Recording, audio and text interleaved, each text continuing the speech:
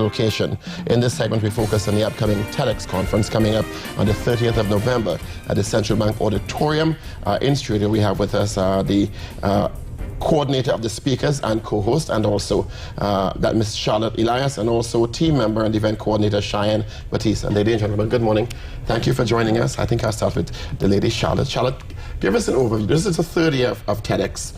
For those who may not have been introduced, give us an overview of what TEDx is about. Well, TEDx is a conference that actually takes place in other parts of the world. Now there are 500 TEDx events in the world. TEDxPortofSpain, if you like, is the local chapter.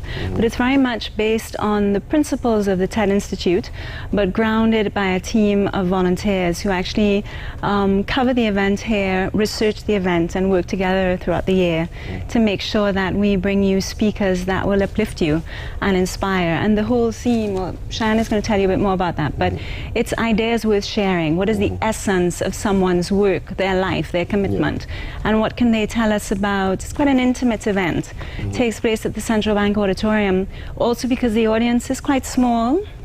And so really they have this intimate setting, but of course then it goes through the media online all over the world. And it's recorded for people to use thereafter. Absolutely, it's an education tool. It's something that tells us about ourselves and others about us.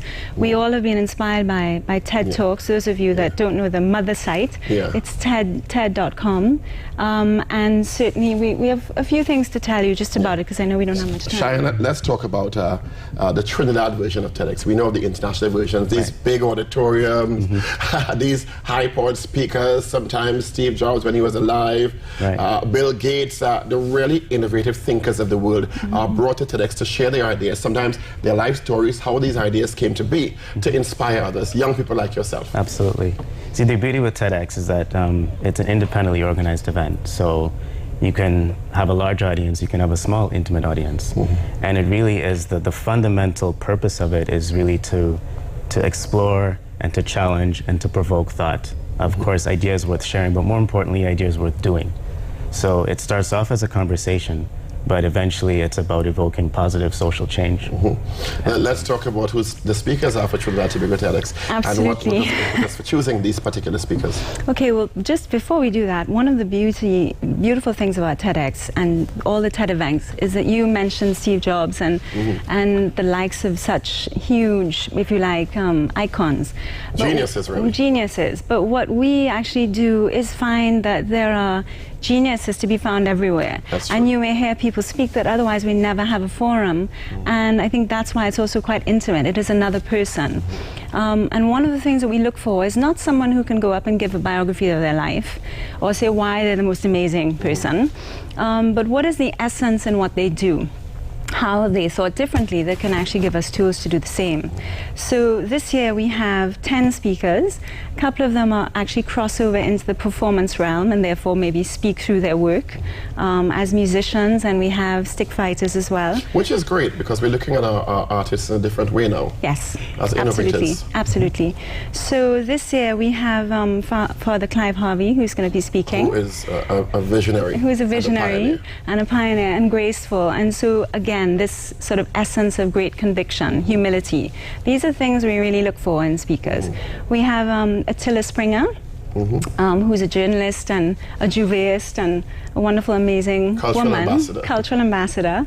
We have Etienne Charles, who's going to be coming in with his whole band from the US. Etienne being Trinidadian and really talking about music and the impact of that on his life. So it will be performance and sort of speaker as well. Speaking of music, we also have Dominique Lejean, who is based in London, who is one of the, I think, the youngest fellow at the Royal Opera House, and working on something now, a musical now in Trinidad. So she will also be coming in. We have Gabrielle Hussain, who is a lecturer at UE. Dr. Gabrielle Hussain, who's brilliant. Who tags herself as mother and wife first. Exactly. And academic last. Absolutely. Because she thinks all are important. That's what I love about Gabrielle. And she, I mean, she's a Trinidadian woman that we can all stand by. Very incredibly proud of. Very innovative. Absolutely. So, you know, I don't have to sell that. and a teacher. I think that's an important thing to say. I think all these people are actually teachers. We have Deborah Lewis, who is a midwife and the head of Mama Toto Hair. Deborah's also actually chairman of the International Confederation of Midwives, and she's a midwife. She delivers babies up to this day, even though some may say, well, you must be an administrator. No, she's a midwife and so gifted at what she does. We have Dr. Wayne Kublau Singh as well, who's speaking this year, which we're really excited about. Social activist, poet, writer, lecturer as well. And we have a woman called Stacey Marie Ishmael, who's a Trinidadian based in New York, who is listed as the top 30 women under 30 in technology in the world. Amazing. And who is also a journalist and a writer. So she's coming in for it. What an amazing cast. It's a balance. Cheyenne, as a young person, we go through the others in a short while. You know, what do you look forward to most about attending TEDx? And what really drives you to, I guess, when you interact with these people and you hear their stories and you get their message, how does it impact you as a young person, especially, to go out and be the best you can be? It might sound cliche, but these types of forums really move you forward sometimes from what may be a rut in your life. Absolutely. I mean, the purpose of TED really is to connect and to hear their stories. Everybody has a story to tell. And a lot of people are inspired, including myself, by their stories. And you know, it could be something as very minuscule as you know, something that they've experienced, and maybe we've experienced the same. So there's always a way that it would connect to us in any form, whether it's through entertainment, through music. But I'm always about hearing people's stories. What made them do certain things, you know, because I myself have a story to tell, and sometimes you know, another person may be able to express it a bit more eloquently, but we do share that common ground. I think it's important. I think you're expressing quite eloquently as we speak. We're going to share an excerpt from Nzinga Job, who was one of the participants, I do believe, at TEDx 2010, which was called 2012, Love, Sex and Rape, just to give you a taste of what has happened in the past and what you'll see come November 30th at the Central Bank Auditorium. Visit people who I met in Chennai in India in 2005, or get married. But it seems that at 31 I am perennially broke and perennially single. Today is 12/12/12. 6 days ago, on the 6th of December, was the 14th anniversary of the day I lost my virginity to a rapist.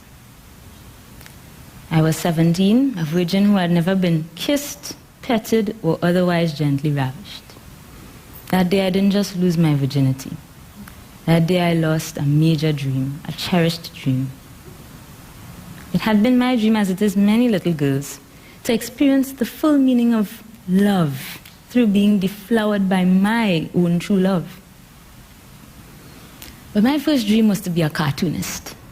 I loved Tom and Jerry, the Thundercats, Smurfs, Fraggle Rock, the Tiger Sharks from the comic strip. My first heroes were Joseph Hanna and William Barbara, the animators behind Hanna-Barbera Productions. I can still draw pretty well. I want to be like Grandma Moses and have an art career in my later years. You can be an artist at any age, but a performer not so much. Wrinkles don't photograph that well. That's reality in today's entertainment industry. It's a very powerful piece, an excerpt from a very powerful piece by Nzinga Job, who obviously, as she told you, the piece is called Love, Sex and Rape, and she indicated she lost her virginity to a rapist at 17. And that's the kind of powerful life story. Sometimes we think TEDx is only about technology and innovation, but her story can resonate with so many people and touch so many lives, and I guess that's the true essence, the wide berth of the influence of TEDx. Absolutely. I mean, one of the things you mentioned earlier is that really in the process of coming to these events, we work as a team of volunteers, and we all really have to come together and explore what we think is important at this time. We have a responsibility to our country, we all know that, but we're all really, we believe in our future, and so therefore we are looking at people who don't really focus on all of the possibilities that many do that weigh them down, but this is what I have to offer. This is how things can change. How do we localize it? You know, we add our own spin to so many things in Trinidad and Tobago, and I guess that's part of innovation also, making your jurisdiction speak for itself, even though it's under the auspices of international TEDx. I think in the choice of speakers that we bring, it would be very easy for us to say, here are all the big trainees that are living elsewhere and that they can come in and tell us how it's done. But we make sure that that's not actually what drives this. There are people who are working on the ground who don't just dream things, they make them happen. And so in a way, we work with Trinidadian speakers, and also we're a team of Trinidadians doing this. So, and it's impossible to look at these areas of interest and not see people who are totally grounded in their country and their commitment to it. So I think that hasn't been a problem. Now we are selling tickets for the event. It obviously, to have any event in Trinidad does cost. There are bursaries available for those that can't afford the tickets, but there are very few tickets left. So those that are interested in them, if they can go onto the website, which is TEDxPortofSpain.com, and register and then collect the tickets at various places, outlets.